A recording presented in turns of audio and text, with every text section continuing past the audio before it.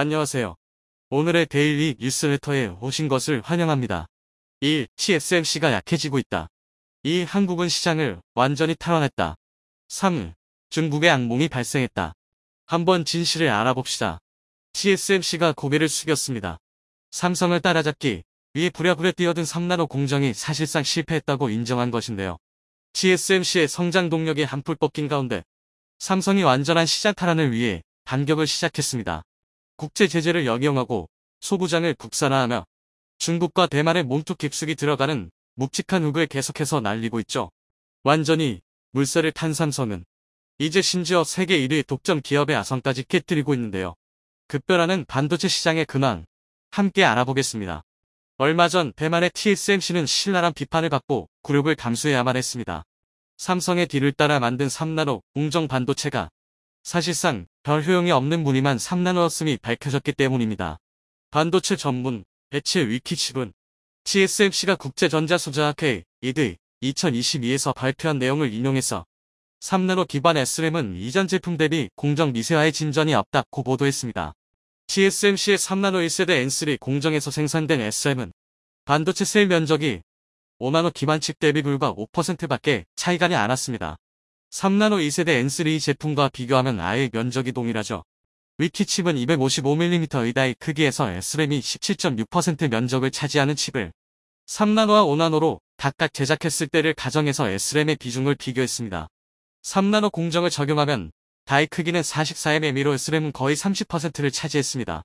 5나노로 만들었을 때 SRAM의 비중은 22.5%로 3나노로 만들었을 때가 오히려 더 높은데요. 결국 SRAM의 면적을 줄이고 비용을 절약하는데 TSMC의 3나노가 유리하지 않다는 게 위키칩의 결론입니다. TSMC도 이 문제점을 파악하고 SRAM의 면적을 획기적으로 줄일 수 있는 진보된 N3S 공정을 개발하고는 있습니다. 다만 N3S 칩은 2024년에야 생산될 전망이라서 당분간 TSMC의 3나노 공정은 5나노 대비 경쟁력이 없을 것으로 보입니다. 가뜩이나 TSMC는 수율 문제로 3나노 공정 양산에 어려움을 겪고 있었습니다. 당초 9월에 생산을 시작할 계획이었지만 수율 개선을 위해 4분기 말로 미뤄졌었죠. 여기에 엎친 데 덮친 격으로 미세한 논란까지 겹치며 TSMC의 악재가 되고 있습니다. TSMC가 경쟁력을 잃는 사이 삼성은 이미 세계 최초로 3나노 공정 양산에 성공하고 여러 고객사로부터 러브콜을 받고 있습니다. 벌써 엔비디아와 퀄컴, IBM, 바이두 등을 3나노 고객으로 확보했죠. 지난달 싱가포르에서 기관 투자자를 대상으로 열린 인베스터스 포럼 2022에서는 파운드리 고객 수를 2027년까지 5.5배 이상 늘리겠다는 자신감을 내비쳤습니다. 이런 자신감의 배경은 비단 대만 TSMC의 실패뿐만이 아닙니다. 중국 반도체 역시 상당히 혹독한 겨울을 보내고 있기 때문입니다. 미국의 공격적인 제재가 효과를 보고 있는 것인데요. 중국 세관회관 총서에 따르면 중국은 지난달 13억 705만 달러, 하나에 1조 6,700억어치의 반도체 장비를 사들였습니다. 이는 작년 11월보다 무려 36.5% 줄어든 것으로 2020년 5월 이후 최저치입니다.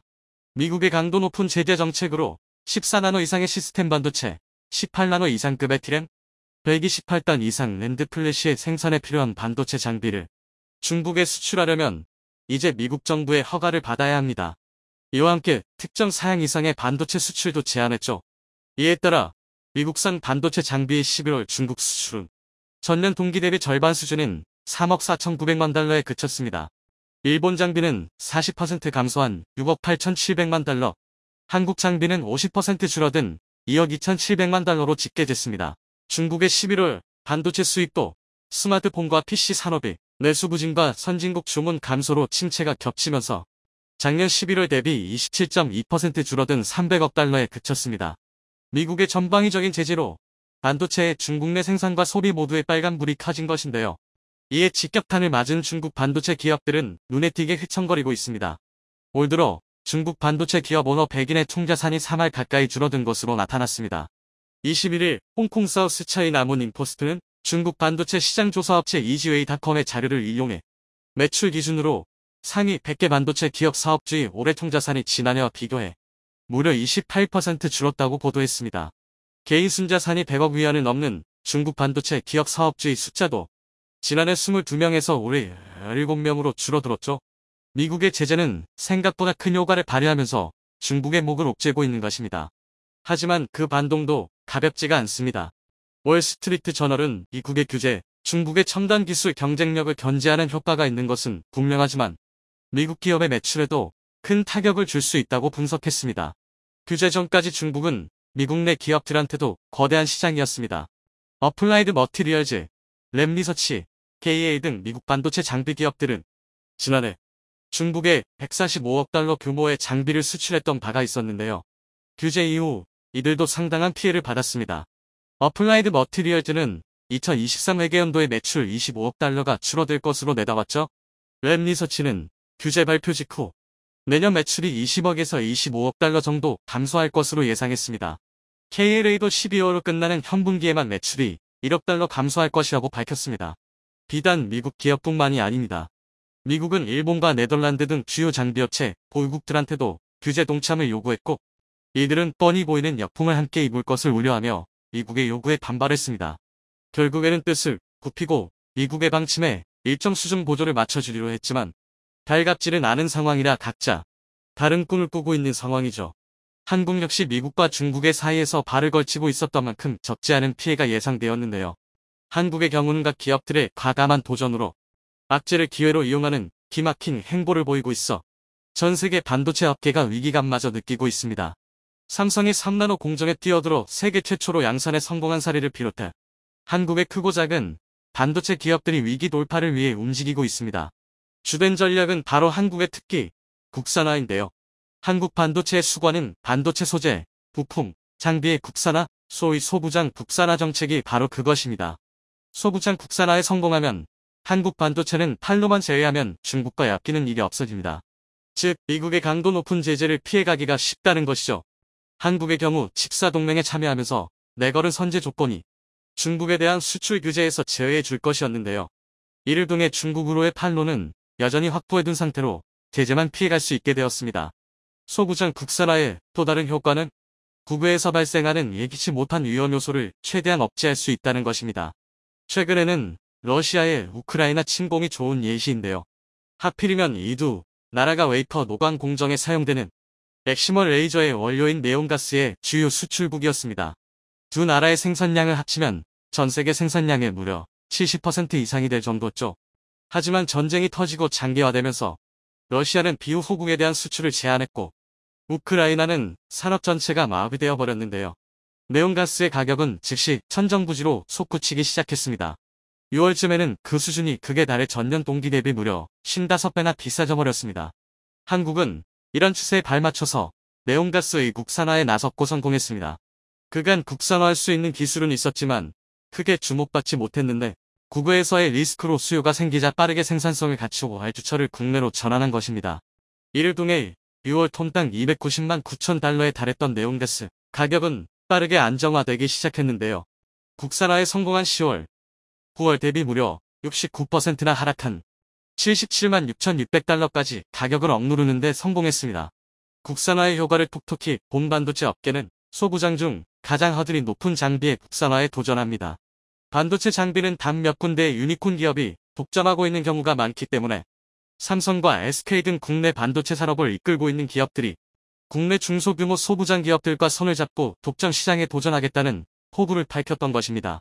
삼성은 현재 네덜란드의 아삼루이 독점하고 있는 극저예선 노광 장비 EUV에 국산화에 뛰어든 상태입니다. 반도체 공정에서 가장 중요하다고 해도 과언이 아닌 장비인데요. 이 노광 장비 중에서도 극저예선을 쏴서 3나노급 초정밀 가공이 가능한 EUV 기술은 아즘이 사실상 시장 전부를 독점하고 있는 상황입니다.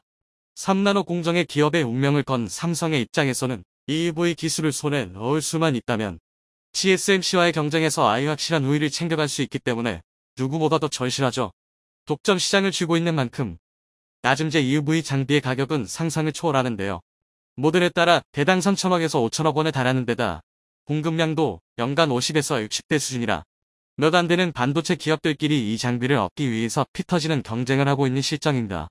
만약 EUV 장비를 국산화하는 데 성공한다면 장비 수출 가능성을 차치하더라도 엄청난 비용을 아낄 수 있게 되나.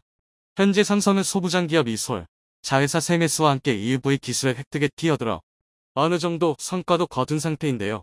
지난 10월 세메스가 개발한 EUV용 트랙 장비는 펄 테스트 통과해 내년쯤 양산 라인에 적용될 예정이고, 공정 오류를 잡아내는 마스크 리뷰 설비 역시 이솔의 주도하에 상용화에 성공해 고객을 유치하는 작업 중에 있습니다. 네덜란드의 아점은 쫄지에 생각지도 못했던 곳에서 강력한 경쟁자가 나타나 당황스러운 상황. 머릿수와 저가 공세로 잠시 우위를 가져갔던 중국과 대만도 시간이 지나며 결국 기술을 가진 한국에 다시 왕좌를 내주고 있습니다. 언제나 끊임없이 도전하고 실하는 기업의 시장에서는 선택받는 법이죠. 한국 기업의 멈추지 않는 도전 정신이야말로 결국 빛을 보게 되는 것입니다. 한국은 북한을 거의 모든 영역에서 압도하고 있는데요. 이는 군사력 역시 마찬가지이며 육해 공군을 통틀어 북한에 밀리는 전력은 단 하나도 없는 상황입니다. 하지만 유일하게 한국이 북한보다 대등하거나 냉정하게 말하면 약한 영역이 바로 미사일 전력과 핵전력이었는데요. 하지만 현재 한국은 한 단계 발전된 미사일 기술로 이러한 한계들을 극복하기 위한 노력하고 있습니다. 대표적인 것이 고위력 탄도미사일 개발 사업으로 이번 시간에는 한국형 고위력 탄도미사일에 대해서 살펴보도록 하겠습니다. 지난 2021년 한국군은 탄도무기 6톤 탄두를 탑재한 미사일 실험에 성공했는데요. 한국이 표방했던 자주 국방 달성을 위해 미사일 전력에 대한 투자와 연구가 진행되면서 북한의 비대칭 전력을 점차 따라잡아 왔습니다. 또한 국군 특유의 화력지상주의 사상을 바탕으로 여기서 더 나아가 세계 최대 크기 탄두인 8톤 탄두를 탑재한 미사일 역시 사실상 개발을 완료, 실전에 투입할 수 있는지 실험을 진행하고 있는 것으로 추측되고 있는데요. 지금까지 한국이 기술이 있음에도 이러한 연구를 지금까지 진행하지 못했던 이유가 있었습니다. 이는 한미 미사일 사거리 지침에 따라 대한민국이 운용하는 미사일의 중량과 사거리에 대한 제한이 걸려 있었기 때문인데요. 따라서 한국은 아무리 미사일 연구를 하여도 이를 실험하거나 실전에서 사용할 수 없었습니다. 다행인 점은 기존의 500kg이었던 미사일의 중량에 대한 제한은 2017년 3차 개정에서 삭제되었기 때문에 이때를 기점으로 한국은 탄도의 크기 늘려 위력을 늘리려 한 것으로 보였는데요. 다만 사거리 제한은 마지막까지 800km가 걸려 있었기에 이후 2021년 지침이 폐지되면서 이 역시 사라졌습니다. 한국 네티즌들은 이에 대해 한국이 이제 진짜 핵 빼고 다 한다는 의견을 보였는데요. 한국형 8톤급 탄두는 세계 최대 크기의 미사일 탄두로서 음속의 5~6배 속도로 날아가 지상을 타격할 경우 소형 전술핵 이상의 파괴력과 관통력을 보여줄 것으로 보이고 있습니다. 따라서 이를 통해 대부분 지하화된 북한의 경로, 실부 또는 중국, 일본을 곧바로 타격하기 위해 이 미사일을 사용할 것으로 추측되고 있는데요. 네티즌 역시 이러한 미사일 개발에 감탄했습니다. 한 네티즌은 진짜 핵 빼고 다 만들려고 그러냐라는 반응을 보였으며 북한도 미사일 만드는데 우리라고 못 만들고 있나라는 반응을 보인 네티즌도 있었습니다. 이에 따라 이러한 네티즌들의 기대에 호응한 최근 한국군 당국이 7에서 8톤의 탄두를 탑재한 고위력 탄도 미사일을 개발 중인 것으로 알려졌는데요. 최근 시험 발사에 성공한 고위력 탄도 미사일도 탄두 중량이 6톤인 것으로 전해졌습니다. 한국군의 미사일 능력을 제한해온 한미 미사일 지침이 전면 해제되면서 한국군이 핵탄두가 아닌 재래식 탄두 중 세계 최대 수준인 괴물 탄도 미사일 개발에 박차를 가하고 있는 것인데요. 소식통은 국방과학연구소가 7에서 8톤의 탄두를 장착한 탄도미사일을 개발하고 있고 성공을 앞두고 있다며 핵탄두 개발이 불가능한 한국에서 사실상 핵무기급 위력의 미사일이 개발되고 있는 것이라고 전했는데요. 다만 사거리 300km대인 이 미사일에 대한 시험 발사는 아직 진행되지 않았다며 한국군은 추후 중반 시험 발사를 마친 뒤 2030년대 초의 미사일을 실전 배치할 계획인 것으로 알려졌습니다. 앞서 한국이 시험 발사에 성공한 고위력 탄도미사일은 탄두 중량이 6톤에 달한다고 소식통이 전했는데요. 이 미사일은 당시 350km 거리를 날아갔습니다.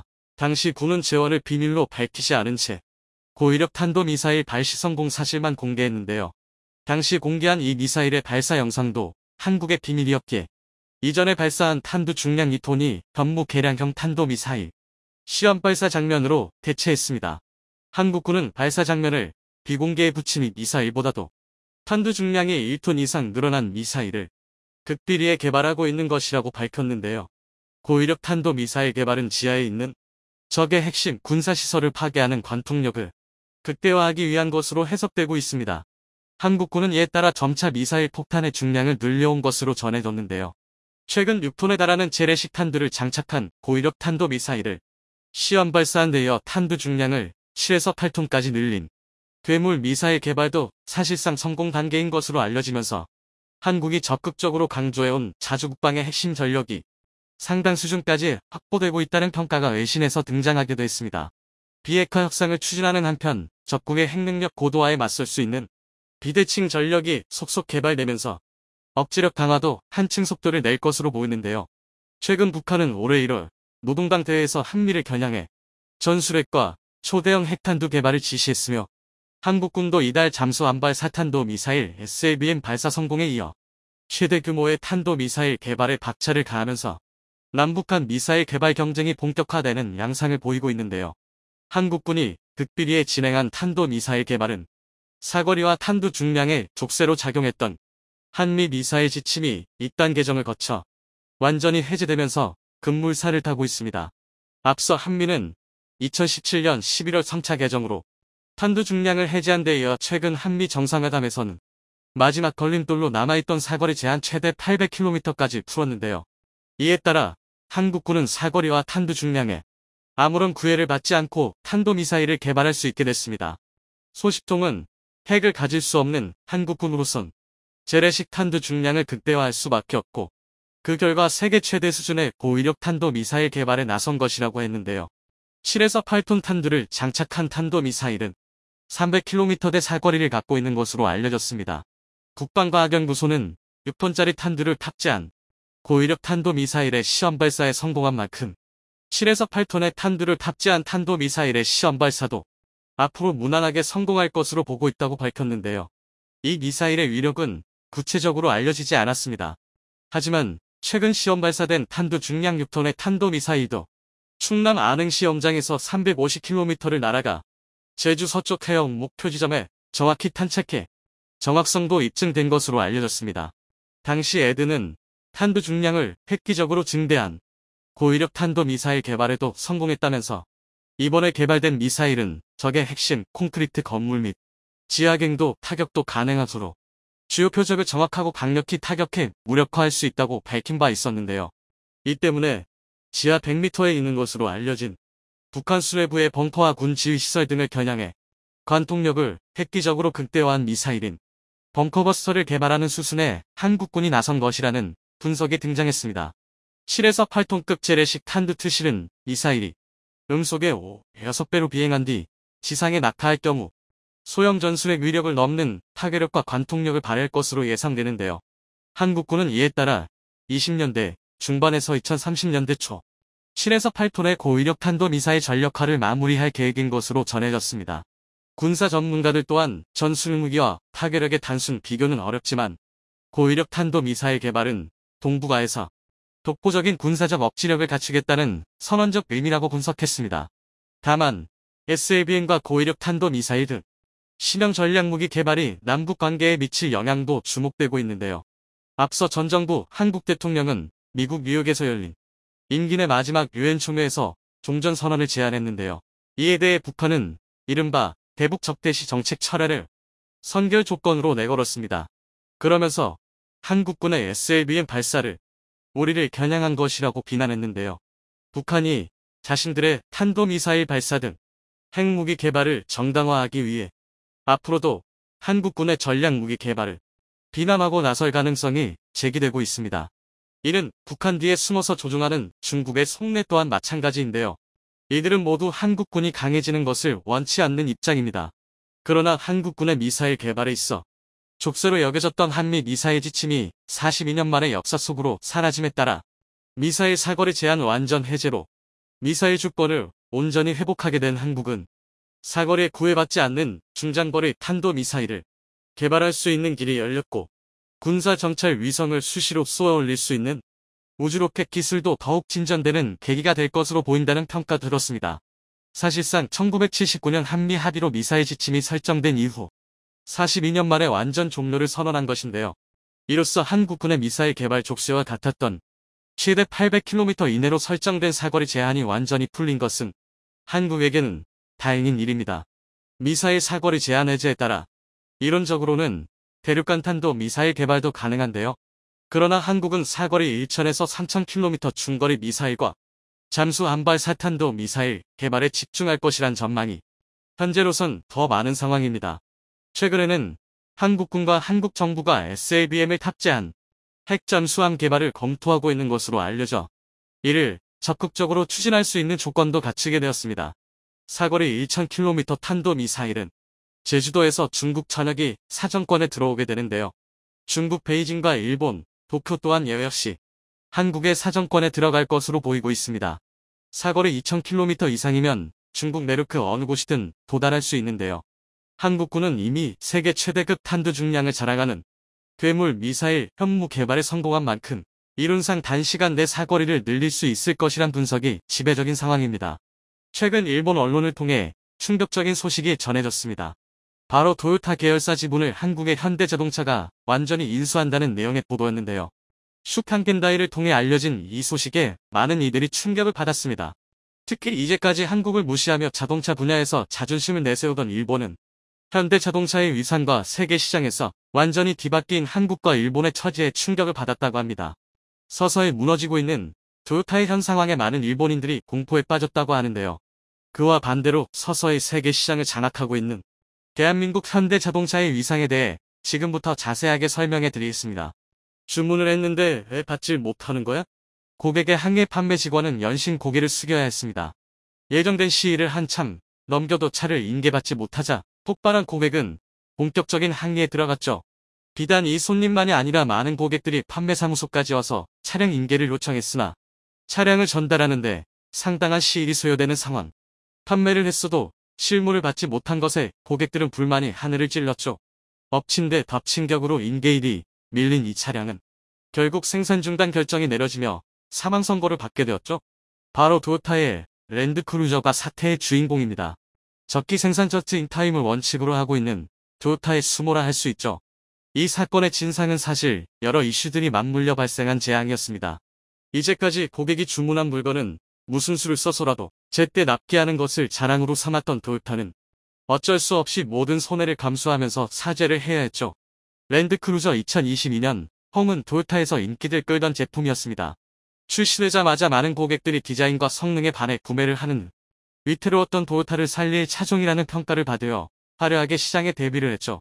그러나 외부 악재가 겹치면서 생산에 차질이 생긴 것입니다. 우크라이나 전쟁과 중국발 부품 수급 문제가 바로 그것인데요. 우크라이나 전쟁으로 도요타는 러시아 공장 가동을 중지해야 했습니다.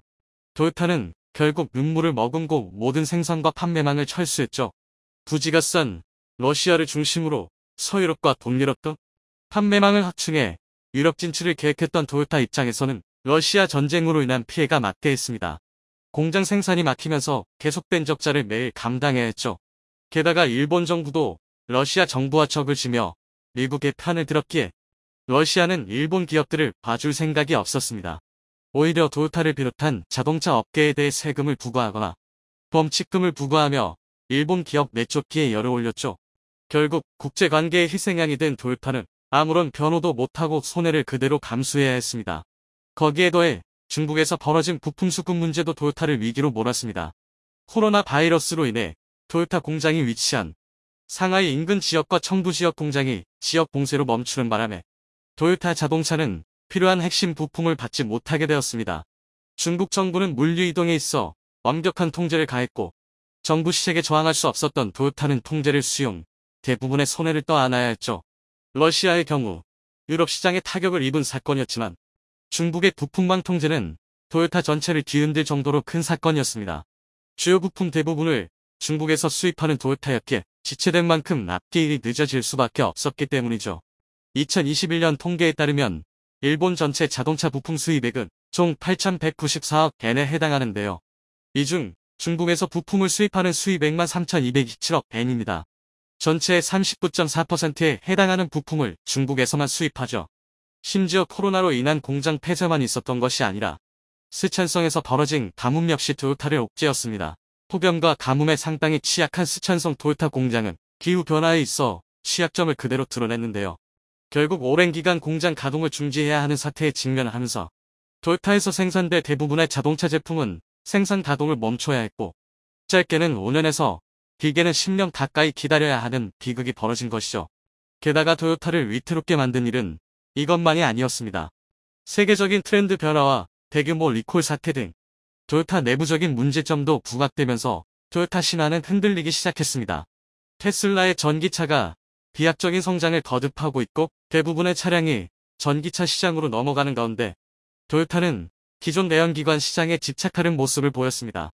전기차 시대를 대비해 미리 전기차를 만들어야 한다는 외부의 비난에도 불구하고 토요타는 자신이 잘하는 것에 집중하는 구태의연한 사고방식을 버리지 않았죠. 이는 토요타의 철학인 일소현명과도 밀접하게 닿아 있습니다. 주어진 자리에서 목숨을 걸고 임한다는 뜻의 일소현명 정신을 받은 일본은 내연기관 고급화와 성능 개량에 집착했습니다. 하지만 세계 시장의 흐름은 전기차 EV로 넘어간 상황. 현대와 기아도 내연기관 위주의 차량 제조에서 플랫폼 사업과 전기차 및 하이브리드 차량 제조로 전략을 바꾸면서 체질 개선을 꾀했죠. 결과적으로 토요타의 선택은 최악에 쓰였다는 것이 드러났습니다. 작년 토요타 전체 차량 생산은 857만 대로 전기차만 생산하는 테슬라는 93만 대를 기록하며 9배 이상 차를 생산했습니다. 그러나 매출과 수익 면에서 비교하면 격차가 확 줄어드는데요. 토요타의 매출은 테슬라보다 5배, 순이익은 4배 많았습니다. 많은 차량을 판매해도 수익성 면에서 테슬라에 미치지 못한다는 것을 의미하죠. 영업이익률로 비교하면 이 수치는 확연하게 드러납니다. 테슬라의 영업이익률은 12.1%로 토요타가 10.5%를 기록한 것에 비해 1.6%포인트 차이로 앞서 있다는 것을 확인할 수 있는데요. 결국 부랴부랴 전기차 시장 확대를 위해 투자에 나서는 점유율을 뺏기지 않기 위해 토요타도 체질 개선에 나섰습니다. 전기 자동차용 배터리 생산 능력을 늘리기 위해 미국과 일본에 7조 원 가까운 비용을 투자한다고 발표도 했을 정도인데요. 전기차 개발도 서툴렀습니다. 테슬라는 물론이고 현대와 기아 등 치고 올라오는 기업들을 물리치기 위해 토요타는 자동차 제조사 노하우를 총동원해 전용 전기차 BZ4X 모델을 출시하기에 이르렀는데요. 문제는 급하게 출시한 탓에 완성도가 높지 않았다는 점입니다. 토요타웨이라는 말을 만들 정도로 제조 공정과 품질에서 절대 타협을 보이지 않았던 토요타 입장에서는 치명적인 결합이라고 할 수 있는데요.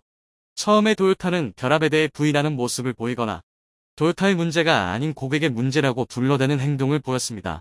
그러나 전기차 문제로 고객들의 원성이 높아지자 미국 언론들이 취재에 나섰고 토요타는 항복할 수밖에 없었죠. 결국 토요타는 자사 전기차 리콜을 선언하게 됩니다. 심지어 내연기관차 구매를 원하는 이들에게 $5,000의 크레딧도 지불하면서 굴욕을 겪어야 했죠. 심지어 토요타그룹 산하 상용차 업체인 히노 자동차가 엔진 배출가스 수치를 조작하는 사건도 터지면서 토요타의 안전성에 대한 재검사가 일어나는 일도 동시다발적으로 일어났죠. 내부적인 문제를 처리하지 못해 토요타는 명성의 먹칠을 하게 되었습니다. 결국 토요타는 외부의 문제와 내부의 문제로 심각한 고통을 겪으며 그룹의 쇄신을 위해 결단이 필요했습니다. 토요타 아키우 대표이사는 심각한 상황에 대책을 세워야 하는 입장에 놓였죠.